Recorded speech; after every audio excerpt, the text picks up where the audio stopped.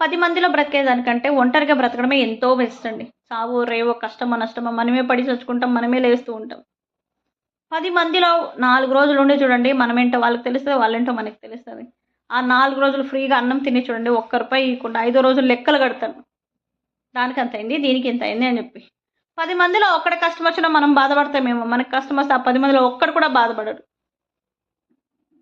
10 మందిలో నష్టం వచ్చిందనుకోండి, మనం సహాయం చేస్తామేమో. మనకి నష్టం వస్తే ఆ 10 మందిలో ఒక్కడు కూడా సహాయం చేయడు.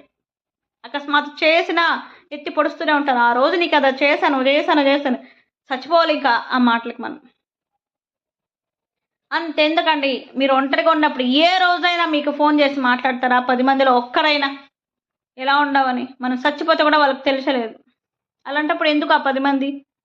వాళ్ళ అవసరానికే మనం యూజ్ అయితున్నాము గానీ, మన అవసరానికి ఎవరు యూజ్ అవ్వనప్పుడు ఎందుకు ఆ 10 మంది? అసలు పలకరింపు లేని మనుషులు ఎందుకు అవసరమా?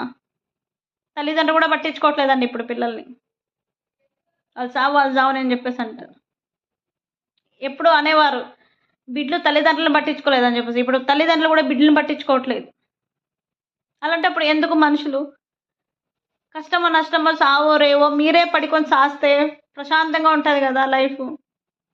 అలాంటి మనుషుల దగ్గర బ్రతికే కంటే దూరంగా ప్రశాంతంగా బ్రతకడమే బెస్ట్ అనిపిస్తది నాకు. నువ్వు ఒంటరిగా ఉన్నప్పుడు పలకరించలేని మనుషులు వాళ్ళ అవసరానికి నిన్ను యూజ్ చేసుకునేటప్పుడు ఎందుకు ఆ 10 మనిషి అంటా నేను. వేస్ట్ గదా!